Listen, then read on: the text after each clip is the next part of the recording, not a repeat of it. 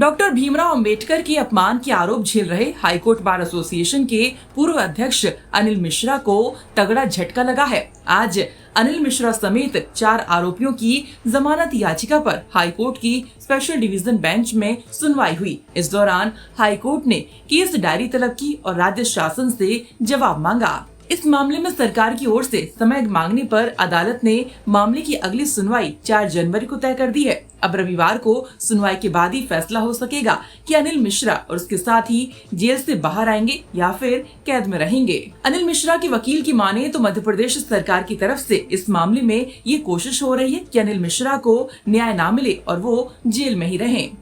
Actual में मध्य प्रदेश शासन की तरफ से इसको लिंगर करने का प्रयास किया जा रहा है कि जैसे कि अनिल मिश्रा जी को न्याय नहीं मिल पाए, इसलिए उन्होंने एडवोकेट जनरल है प्रशांत सिंह, उन्होंने इनमें समय लिया, बोले हम इसको समय देना है, केस डायरी पेश करेंगे।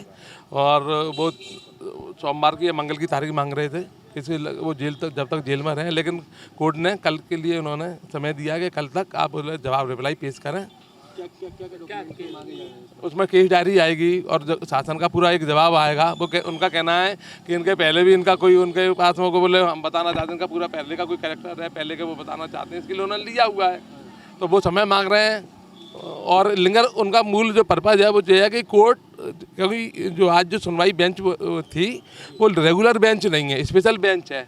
वो चाह रहे हैं कि इस जस्टिस अहलूवालिया साहब की बेंच से वो बचना चाह रहे हैं, इस कारण से वो लिंगर ऑन कर रहे हैं।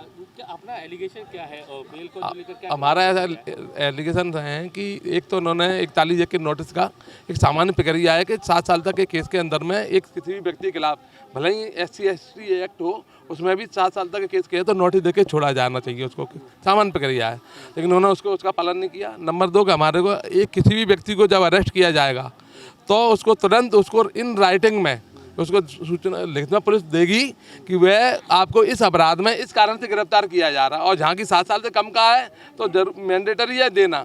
हाँ, तो वो उन्होंने उसका पालन किया है। तो एक माननीय उच्चतम न्यायालय के आदेश की एक तरह से ऑर्डर की अवहेलना है, उन्होंने कहा और इसको मैंडेटरी बताया माननीय उच्चतम न्यायालय द्वारा कि ये बिल्कुल आपको देना। बहुत से टाइम पुलिस कह दिया इसमें मौखिक दे दी, मौखिक सूचना नहीं, उन्होंने कहा कि नहीं, बोले मौखिक नहीं देना है, आपको लिखित में ही देना है, और लिखित में नहीं देंगे तो पूरी गिरफ्तारी है वो अवैध होती है, और ऐसे करके कोर्ट इसको रिलीज करेगी अवैध मानते हुए।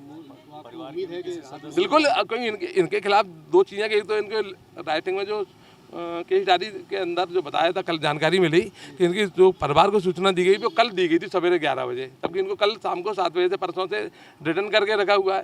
नंबर 2 का जो FIR हुई है वो इनको 7 बजे गिरफ्तार किया है और 8 बजे 1 घंटे बाद FIR हुई है, यानी कि जब हमको गिरफ्तार किया गया था तब हमारे खिलाफ कोई भी शिकायत, कोई भी केस, कोई भी किसी भी थाने में पंजीबद्ध नहीं था, कोई एक शिकायत भी नहीं थी। तो यानी कि आपकी प्रक्रिया दूषित है, इलीगल है, क्योंकि हमारे खिलाफ मुकदमा नहीं था। फिर आपने प्री प्लान करके ये तैयारी करके हमको जेल भेजना चाहता, तो शासन का पूरा प्रशासन का ये एक उनका हिडन एजेंडा है कि हम अनिल मिश्रा जी को हम जेल में रखें। दरअसल शुक्रवार को डॉक्टर अंबेडकर के अपमान के आरोप में गिरफ्तार अनिल मिश्रा समेत 4 आरोपियों की जमानत याचिका खारिज कर जिला न्यायालय की JMFC कोर्ट ने उन्हें जेल भेज दिया था। इस पूरे मामले में दलित संगठन अनिल मिश्रा के अलावा अन्य आरोपियों पर NSA के तहत कार्रवाई की मांग कर रहे हैं। ये पूरा मामला पिछले साल शुरू हुआ जब ग्वालियर हाई कोर्ट परिसर में डॉक्टर भीमराव अंबेडकर की प्रतिमा लगाने की कोशिश हो रही थी। हाईकोर्ट के वकील डॉक्टर अंबेडकर की प्रतिमा लगाने के मामले पर 2 गुटों में बटे हुए हैं। एडवोकेट अनिल मिश्रा की अगुवाई में एक बड़ा धड़ा हाईकोर्ट परिसर में प्रतिमा लगाने का विरोध कर रहा है, जबकि दूसरा गुट प्रतिमा लगाना चाहता है।